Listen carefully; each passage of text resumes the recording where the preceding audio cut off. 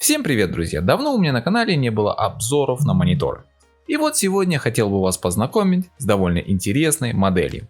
Монитор LG Ultra Gear 24GQ50F. Это самая доступная версия знаменитой геймерской линейки игровых мониторов Ultra Gear. На борту у нее диагональ в 24 дюйма с быстрой 165 герцовой матрицей. White LED подсветкой, технология FreeSync Premium, быстрым временем отклика в 1 миллисекунду, и все это добро за 12 тысяч рублей. Давайте же разбираться, так ли все замечательно. Лайк, подписка на канал за старание, усаживайтесь поудобней, запасайтесь вкусняшками, и мы начинаем.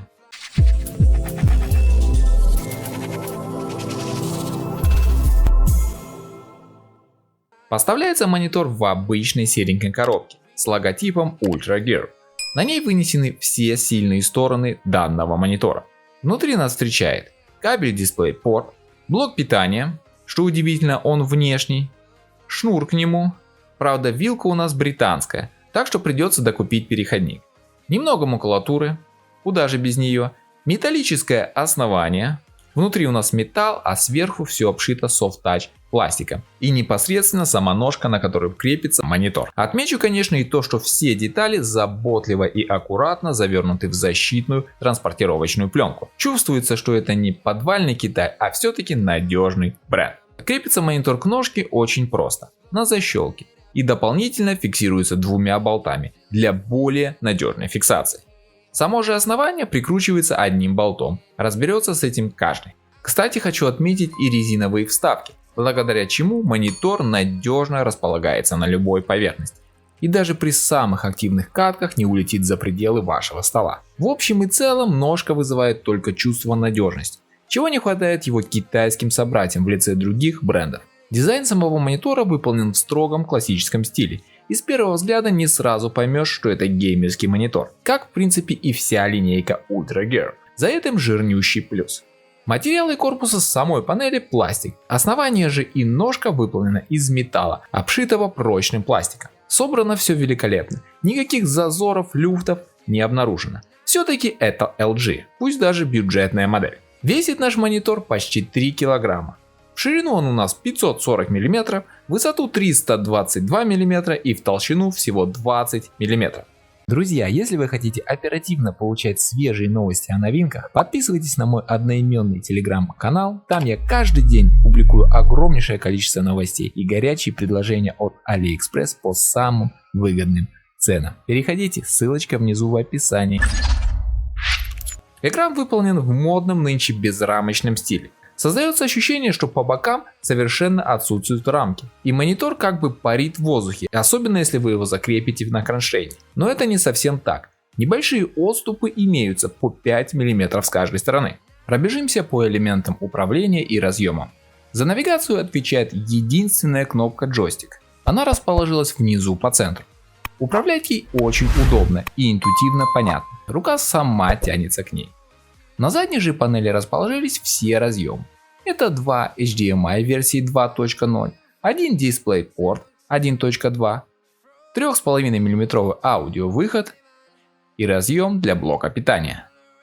Хотелось бы, конечно, большего, но и на том спасибо. Это все-таки бюджетная модель. По регулировке наклона здесь все в порядке. Можно отрегулировать его вперед на 5 градусов, либо назад на 15. При этом монитор все так же надежно располагается на поверхности. Жаль, конечно, что нельзя регулировать высоту, но это было бы уже слишком жирно. В любом случае на помощь всегда может прийти крепление веса. Оно здесь 100 на 100 мм. В общем и целом с эргономикой у монитора полный порядок. Переходим к нашей матрице. Она здесь VA с разрешением 1920 на 1080 пикселей. И я считаю, что данное разрешение идеально подходит для такого размера экрана. Подсветка White LED на основе белых светодиодов. Это обеспечивает высокий уровень яркости и цветопередачи при очень низком энергопотреблении. Всего 16-17 Вт в браузерной нагрузке и до 20 Вт в максимальной при просмотре видео.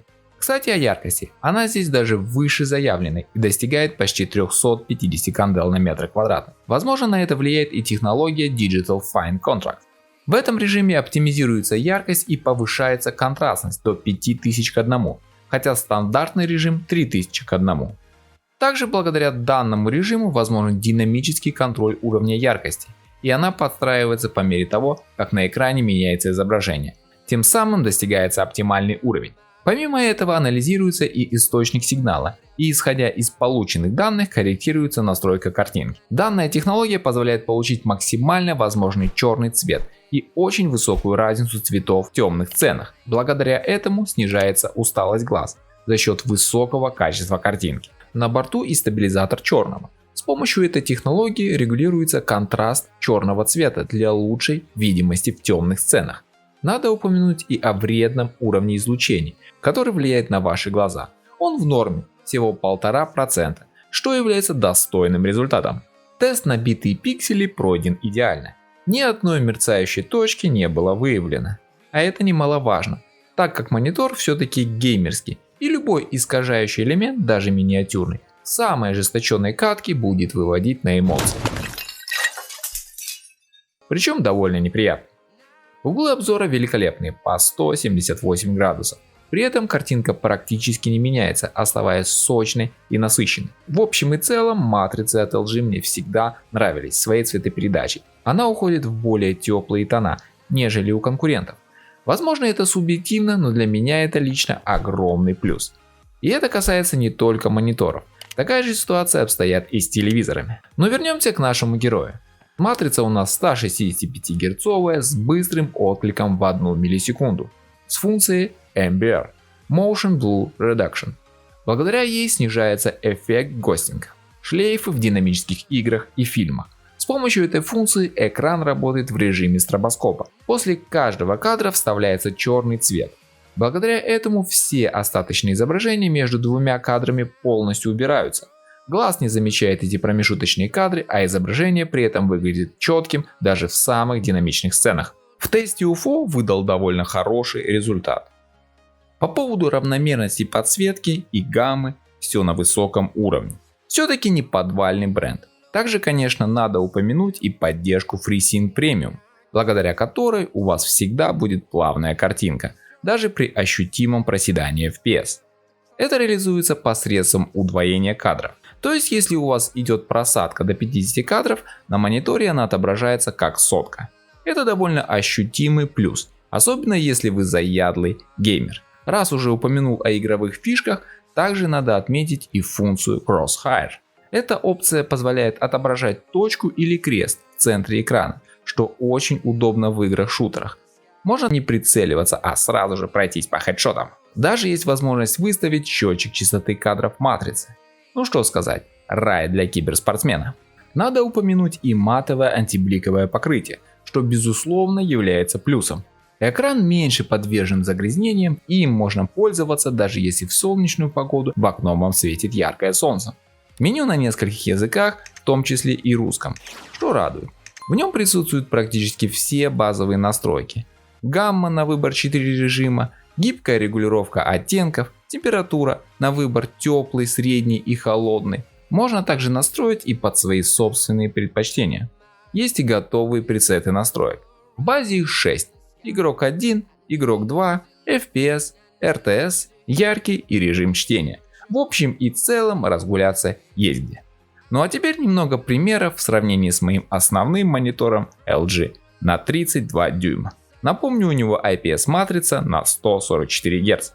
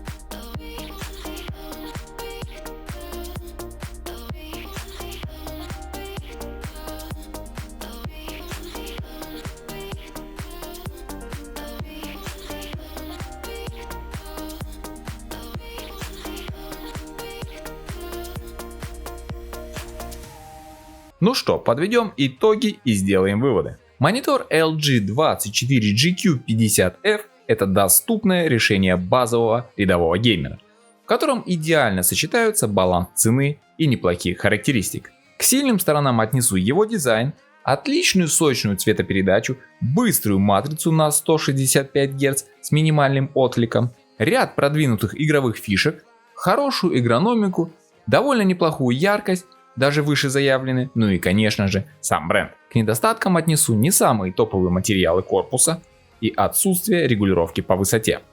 Хотя в таком бюджете с таким брендом сложно найти альтернативу.